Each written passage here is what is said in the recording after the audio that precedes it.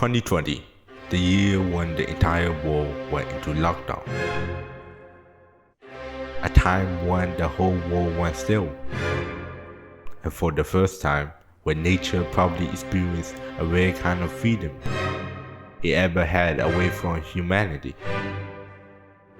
No traffic, no noise, and almost no one on the streets, just pure peace and quiet.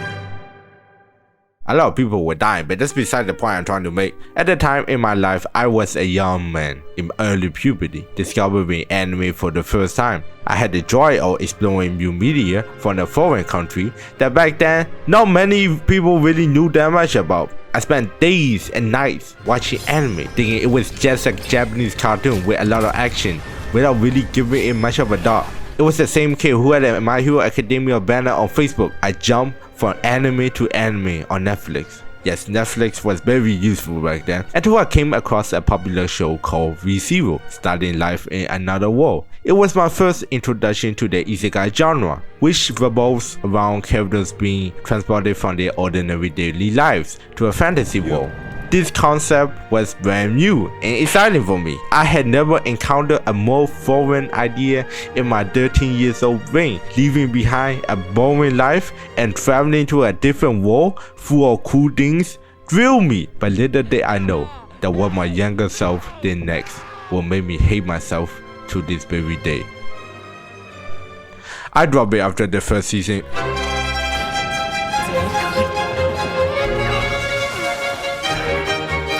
Sister is too kind.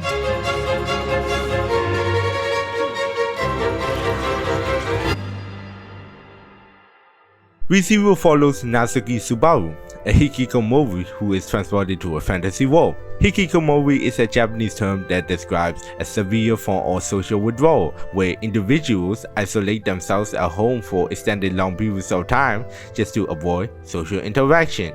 And in that fantasy world, Subaru gains a magical ability called Return by Death, granting him the ability to rewind time upon his demise. This journey is about him using this power to protect Amelia, a half-elf girl, and navigate political situations while battling powerful creatures, witches, and godlike beings. You might think this power is a blessing. Nope, it's disguised as a curse. When he dies, he remembers all the past loops, lose all his progression on his body, such as muscle memory and muscle growth, and people around him also forgets and regrets to the past. Subaru experiences great pain every time he dies, and seeing your beloved friends die over and over and over again eventually takes a toll on his mental well-being. And if you speak about that so-called ability to anyone else, his heart will be crushed and he will regress back to his last choke point. Oh, and did I mention he so feel all the pain, by the way? And with this immaculate plot I just told you, what complex reason the younger me have to drop this amazing anime with infinite potential? What was I thinking? What did I see? Did I see the potential downfall or the decline in quality of the future of this anime? You might be curious. I am too. What situation resulted in me dropping it?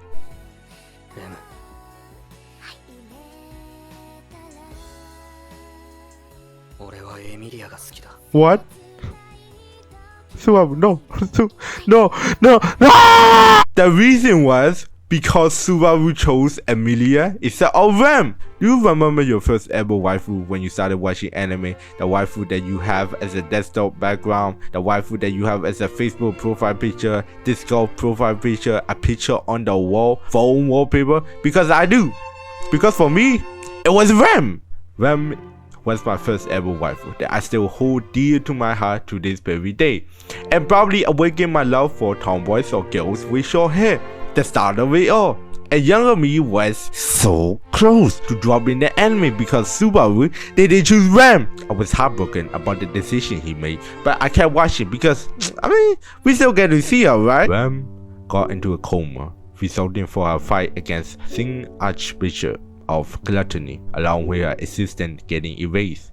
No one remembers her. Her own twin sister doesn't recognize her, and all the people she interacts with no longer have memories of her, except for Subaru, and then was later absent for the rest of the anime.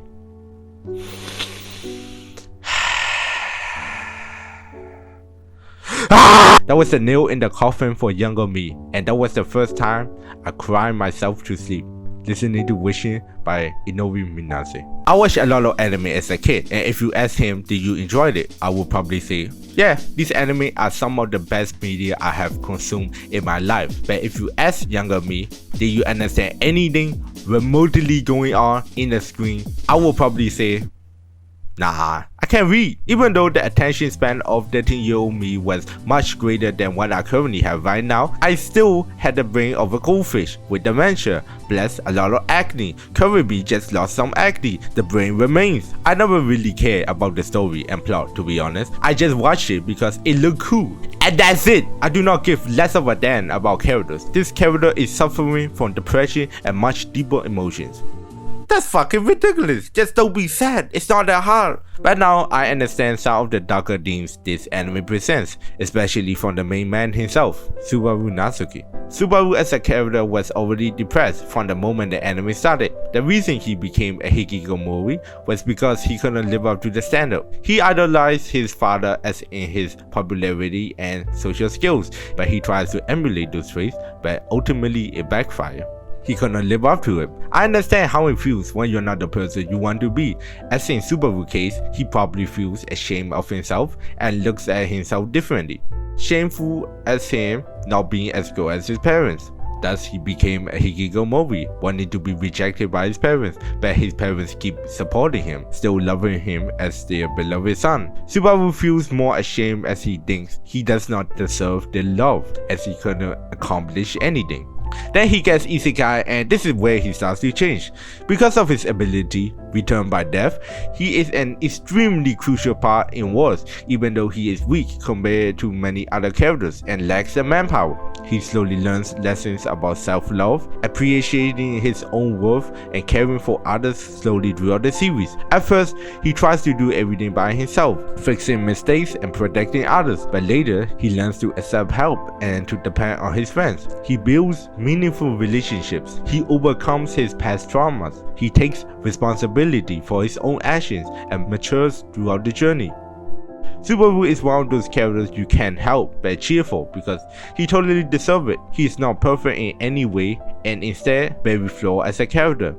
He might do dumb shit which questions the watcher's sanity, but he is man enough to own up to his own mistakes.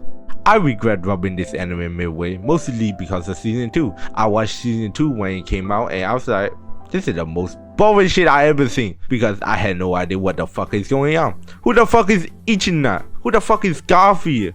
I don't know the plot, and my brain was halfway cooked, smoked with apple root from season 1. What do you think is gonna happen when I go into season 2? My brain looks like it was dropped in dirt. No, I didn't drop it in dirt. Grow up. I caught up with the anime now, which is good, but the reason I regret dropping this anime was because I could have learned a lot from Subaru when I was still a dumb fuck.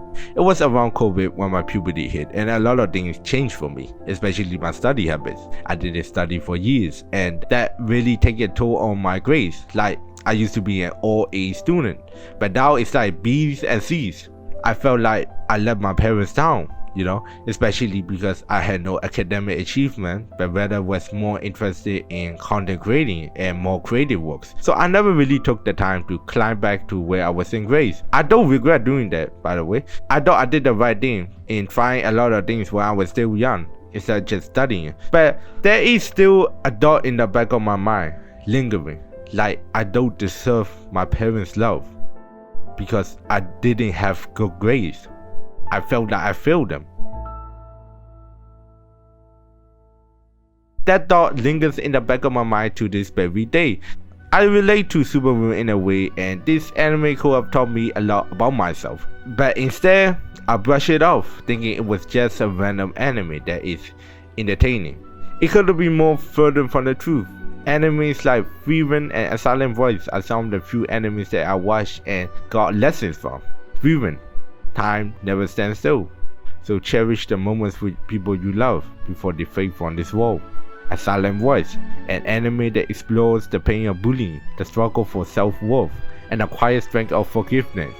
And Re:Zero could have been one of them, if not me dropping because of it! Yeah, I gotta skip because the tone started getting sad. Okay, I didn't think it would turn out this way, but oh well. I really like Re:Zero now. It has become one of my favorite isekai of all time. If you want to see more anime content, leave a like, comment, and subscribe. And what do you think about Subaru? I would like to also hear about your experience with this anime. So, see you next time. Peace.